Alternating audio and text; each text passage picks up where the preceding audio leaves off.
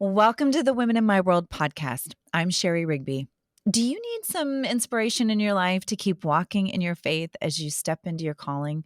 The Women in My World's guests will impact you as they share their triumphs and their tragedies through the art of storytelling, as we discuss the world today and how they are influencing it. The show is dedicated to women who put their faith into action by tackling critical, real life issues that will change and impact the world. I am excited to share the mic with celebrities, authors, influencers, trailblazers, and world changers as they dig deep into how they overcome by leaning into Christ. I'd love to welcome my dear friend, Jerilyn. She began her career as a production assistant on live television, the Home Shopping Network, and quickly moved up to a production coordinator and production manager on commercials, music videos, and her hit feature films like Mom's Night Out, I Can Only Imagine, and Woodlawn. She has since produced movies like Coffee Shop, I Still Believe, Jesus Revolution, and coming soon, The Unbreakable Boy and Golden Influencer, and theatrical documentaries Steve McQueen, American Icon, and Johnny Cash, The Redemption of an American Icon. Welcome to the show. How are Thank you? you. I'm good. How are you? I'm good. I'm so excited that we at least kicked this off and we're laughing and we're having a good time and Oh yeah, me too. I'm glad it's gonna be fun. I love it. I love it. How have you been doing? I've been doing really good. Just trying to stay warm over here in Los Angeles. It's been a little chilly, a little cooler than what we're used to. That's right. That's right. I can see you're all bundled up. Well, I'm excited to have you on the show today. And to kick it in, I am really thrilled to talk to you about all things entertainment and media, but especially how you are doing life in it. And so I want to kick it off our conversation today with the question, how would you define success? That's a great question. For me, I would define success by personal growth. I think Mm. that that's something really important to me. I think it helps me in all areas of my life. So as I'm growing in, myself, I'm growing in God, I'm growing in my job, I'm growing in my relationships. So I think that for me would be how I would define success. I love that. I think that's so important, the growth factor. And I know from knowing you that you love to consume, I would say it, audibles, and you're listening to just incredible books, and you're constantly on this bettering yourself and mentally, physically, spiritually. You're just always trying to consume what you can to really grow. How do you think that that's played out for you in your career? I mean, what is that? Is it something that you're constantly trying to listen to books, and are they mainly focused on you, or are they focused also on your growth, or is it industry growth, or both? I think it's a combination of both. I think as I get to know myself better, I get to know you better. Is there? I think there's a time in my life, when you're young and you kind of think that you know everything. I mean, I actually did know everything, but you kind of just feel like you kind of know, so you're not listening. As you Mm, get older, you kind of learn a few things and you take a few steps back and you start to, one, get to know yourself. And two, by doing that, you get to know the people around you. You realize that what they're saying isn't necessarily what they mean, it's their mm, behavior that really is what they're maybe trying to say. They're not actually able to verbalize. So wow. I think that. That's why it's just become so important to me. I really look at behavior outside of just what people say. We can all talk, Mm, that part's easy and mm. sometimes fun. It's the hard part of behavior and doing what you say you're going to do. That's where it gets tough. And so that's um, it. Yeah, Sorry. no, but that's really good. I love that because I actually think that makes you even better as a creative, and just individually, you get onto set and you really you need to understand what the room is and what's happening, and be able to kind of understand people and how to tackle the problems that you're facing, or even what they might be dealing with, and how do you read the room is basically and I think that's what makes you such an incredible producer, because you have that gift to walk into a room and be able to read it, not even maybe necessarily from your perspective or what you're feeling emotionally, but that you can actually kind of step aside and read the room. And I think that's a really important part of who we are as human beings in any situation, really. Yeah, I think it's not something that comes easy to me. It's something that I Mhm. really have to hone and take the time to learn and to listen. And to I listen to, if it's out there, I've probably heard it. I've listened to it. And it's not even just about consuming it constantly. It's also like acting on what you're Mm, learning and taking the time not just to hear it and being like, check, I read that book. It's also applying it and using that day to day. And that's again behavior, changing your behavior. And that's what makes it difficult. But sometimes it's better to just kind of sit and listen mhm. than getting what you need to say out there, because I don't know about you, but for myself, I'm not always saying smart things. Sometimes I say things I don't mean, or I'm just, trying to talk over what I think that you're going to say. And when you just kind of take a step back and listen, you're able to really hear what the other Mhm. person's trying to tell you and not talk over them and guess. And it really kind of helps when I'm a very collaborative person. So when we're Mhm. trying to solve a problem, I want to, hear everybody out and like, what's the best way? And like, what are the things that I don't see? Help me out. So when Right. you're listening and taking a step back, it helps to let everybody participate in problem solving.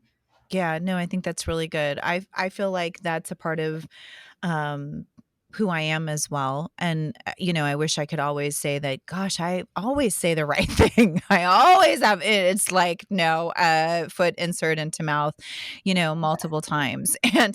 But I think that's such a great, it's really important to have those tools. And so I think it's an awesome thing. We worked on a movie recently together, and I watched you put that into action. And so I think it's a great piece for us to talk about. But before we go kind of further even into that, because I want to go back to that, applying it to what you do day in and day out, I want to go back to a little bit more of your journey. And I would love for you to share, how did you get into the world of entertainment? I know you've not always been in the world of entertainment. How did you get here? Did you have a moment when you felt like God was really calling you in? And can you share with us a little bit about your journey and what the road you've been on?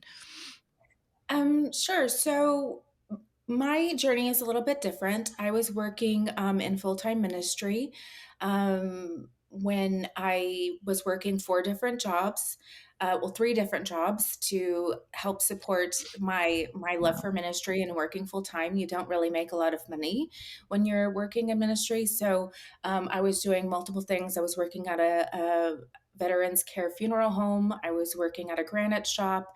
I was literally working anywhere that I could kind of do on the weekends to keep up with the ministry side. And a friend of mine came to me and she said, hey, there's some people over at HSN, Home Shopping Network, that are hiring. Are you interested? And I was like, are you kidding me? I don't have time for that. I'm very busy with all of my jobs. And she goes, it's $20 an hour. And this was 18 years ago. That would have been the most Mm, money I've ever made. And I was like, sign me up. Like, how quickly can I get this started? And wow. I worked under a wonderful woman, Kathy Toon, who helped show me the ropes. I started out just doing inventory and literally just being like, sure, I can do that, even though I didn't even have a clue of what it was. And so I did that for many years. And one day I got a call from a friend who was like, hey, I know someone who is hiring. They're reorganizing their company and they are having trouble kind of getting things placed. I think that you might be a good fit for them. Mm, Would you want to meet them? And I said, sure. And so he's like, my friend was like, it's super part time. I don't know if it's going to be worth it for you, but if it's worth the introduction, I'll introduce you. So I went to go meet them, and it was actually the Irwin brothers. I sat down with John Irwin, and that was I was with them for 14 years. Went from very, very part Mhm. time to doing everything, whether it was administrative work that I was used to, or just um, being a production assistant and finding out what that meant in the music video world. At that time, it was music videos, and it's a Mhm. difficult transition going from live television, where it's like, oh my gosh, hurry, move quickly, shh, to to um, to going into a music video where you're still in that Mhm. mindset of hurry, and music videos aren't quite like that. So it was Mhm. definitely a growing and learning transition. But yeah, so I that's where I got started and kind of how it happened. I didn't go to school for this. I didn't feel like God was like, one day you're going to do this. It just kind of happened. I actually thought that I was going to go into, I thought I was going to be a pastor. I actually went to school for that. And that's just not where the journey led me. So Hmm. I'm sorry to all of those that spent thousands and thousands of dollars over at NYU and other places just to get into the business. I was blessed enough just to kind of fall into it and just saying, yes, sure, I can do that, even though I have no idea. Um, kind of got me to where I am today. Well, I love that story because what I think that really hits me and when I talk to so many women, I love how we see where God is already starting to work in their lives and sharpening them and preparing them for what's actually coming.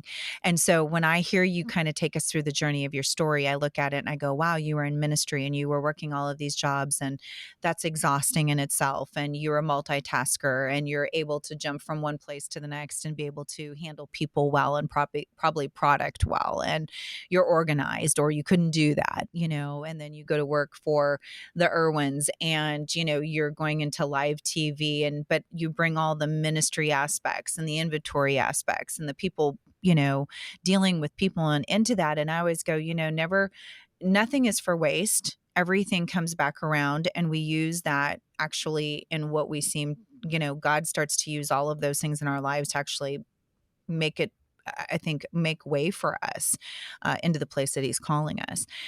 I love the part of ministry. How do you think that the ministry side of all of what, because the Irwins really went into faith and family, or family faith-based entertainment. How do you think that the ministry aspect of what you were doing early on helped to influence or impact you and gave you some of the tools that you needed to work with them? Being in ministry is really hard, and it's a lot of work, and it's not just, showing up and for church on Sunday or Sunday night. It's a lot of work. And the program that I was a part of in ministry was called Master's Commission. I think they still exist. I'm not sure, but basically, what it is it's a 9 month discipleship course that you come into, and you see all the different aspects of ministry. But in that, you're taking a year off from dating or any distractions, and you just solely focus on God.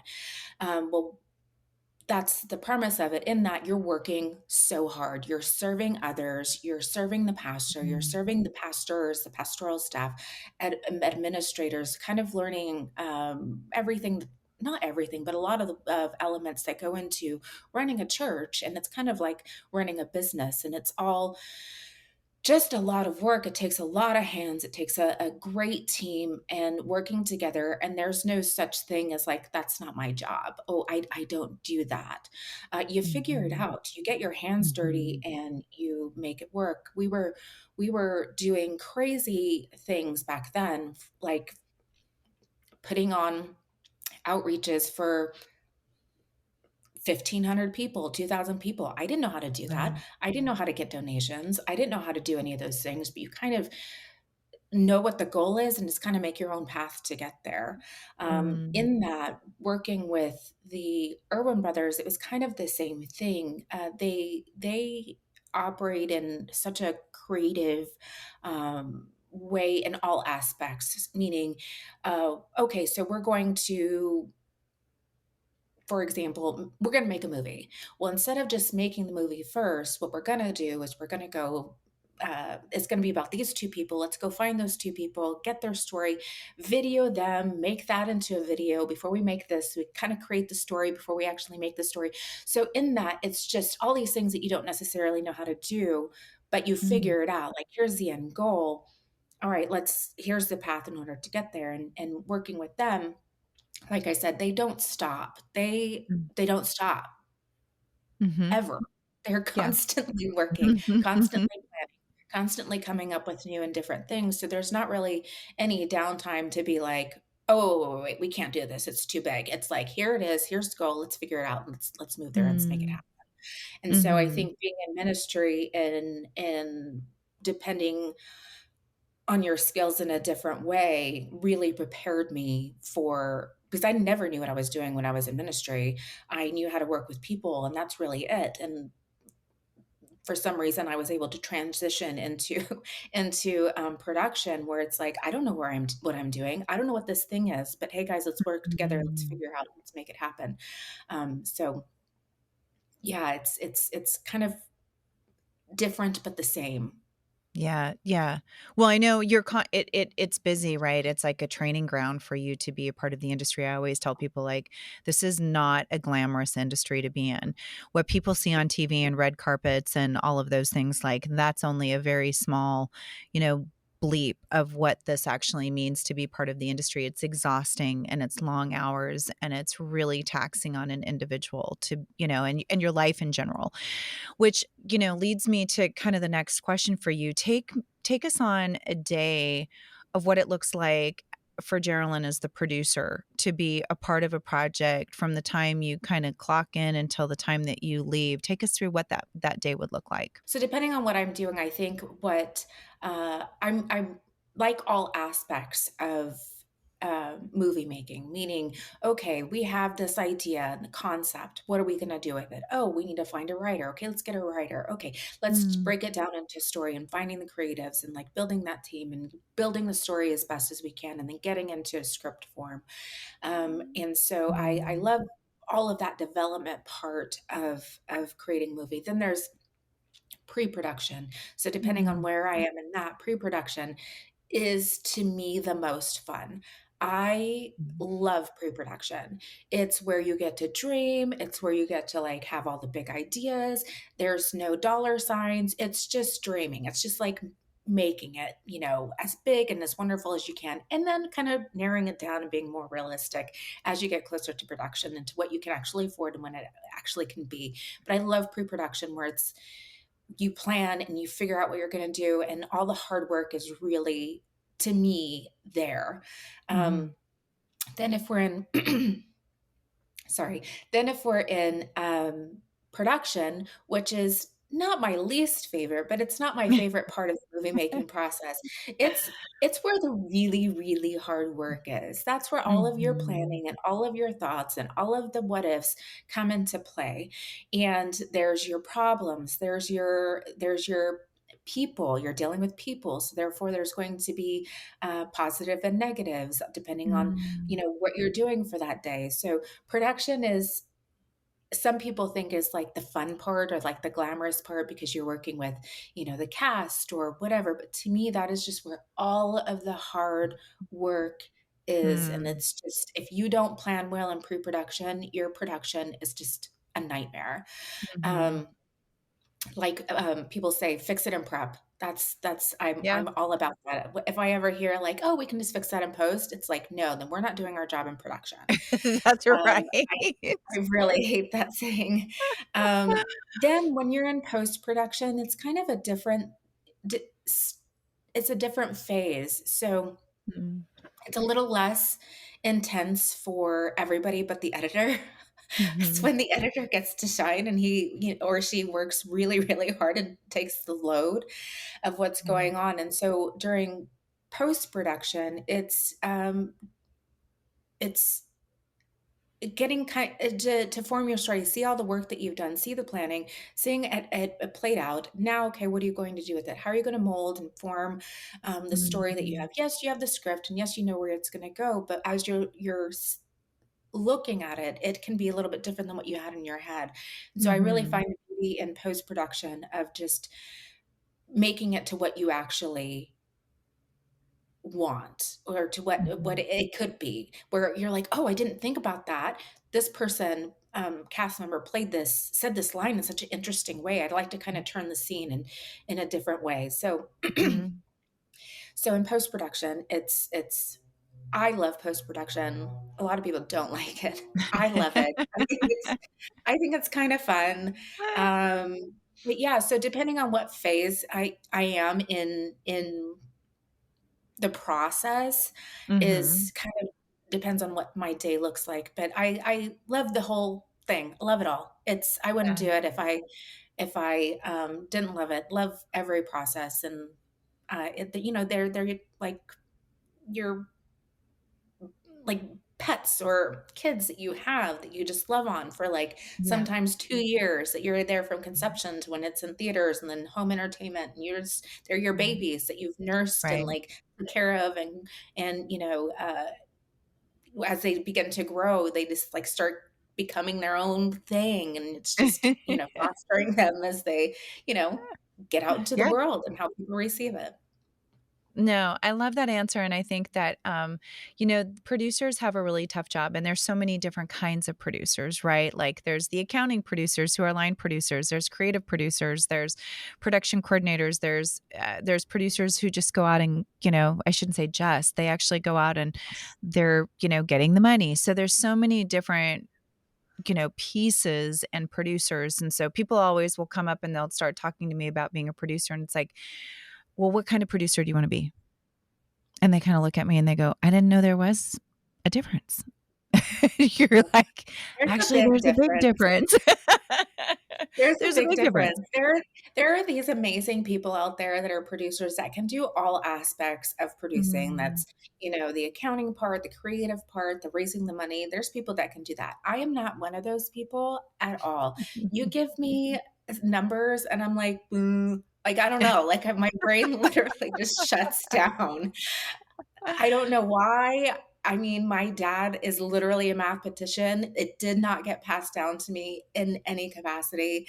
But I really love working with creatives. I personally am not super creative, but I love working with Mm. creatives, and I love, putting them together and being able to get the best out of them, because even though it's like a creative setting, we still have things to get done. And so my Mhm. being task oriented, it kind of helps balance those type of people, and you're trying to get something done. But yeah, no, definitely no numbers for me. I mean, yes, when I need to, You I can of do it. course I can do it, just like anybody who has to do anything. Yes, they can make it happen. But Yeah. wow, I mean, the people that can do it all are really Mhm. amazing. Yeah. That is Yeah. just not me.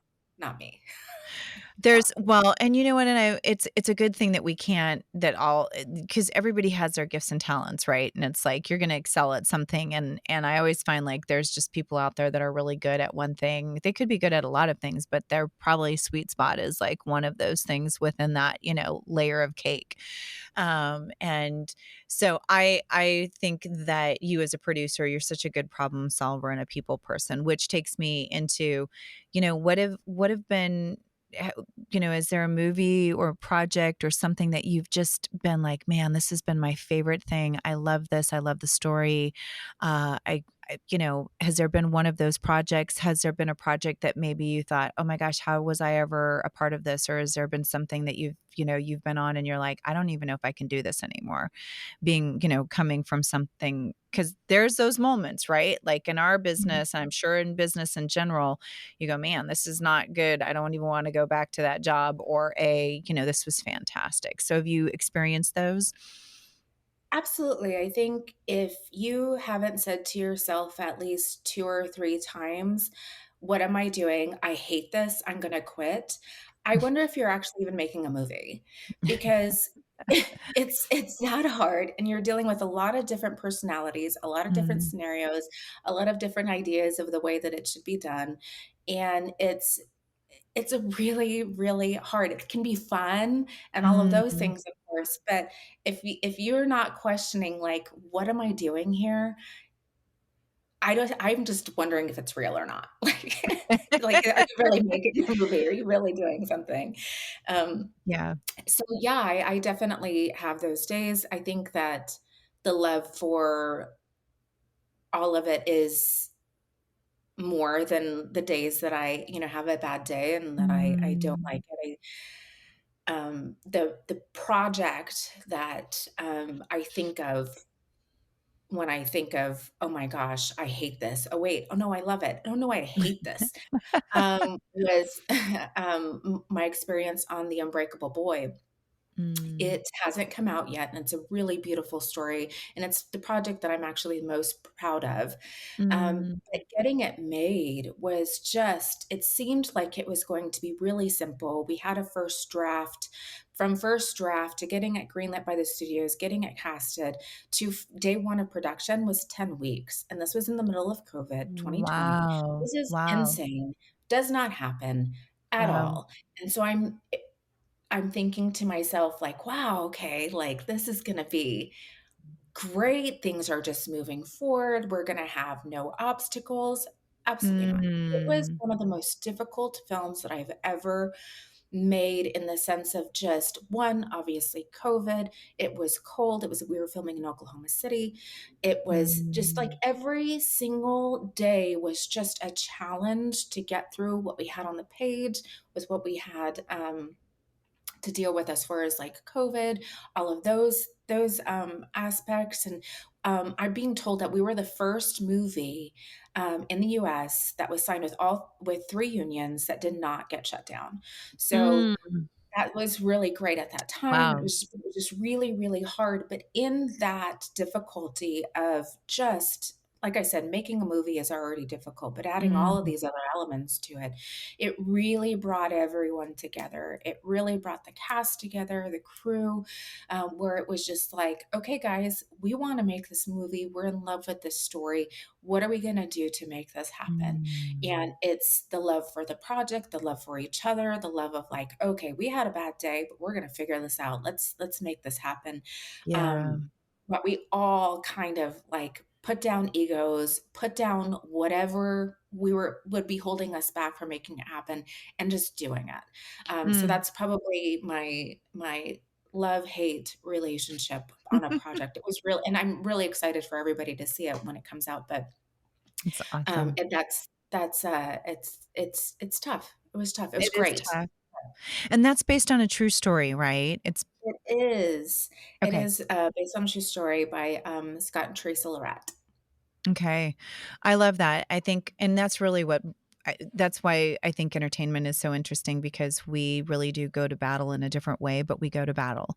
And we work with these people for months to get something done and then years. I mean, you guys started the project in COVID and here we are in 2023 and, the movie hasn't come out yet. So, do you have a date for the release or is that still kind of pending? Not yet. I'm hoping that we'll have some information soon.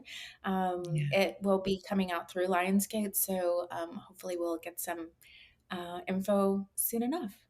Love that. Would you say as we're kind of wrapping up, what would you share with somebody who wants to be a part of the entertainment industry and is thinking about producing? What would you say to them and how would you encourage them to go for training or seek out, the path that they need to take to make that dream come true?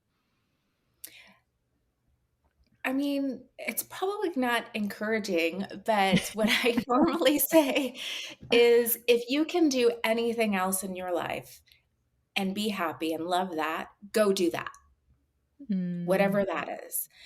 Because this is such an up and down business, and there's so many other elements to just the job that you have to mm, love it. It has to be in your veins. It has to be part of who you are in order for mhm, you to um, want to keep doing it because not everything's going to be successful. Not everything is going to be easy.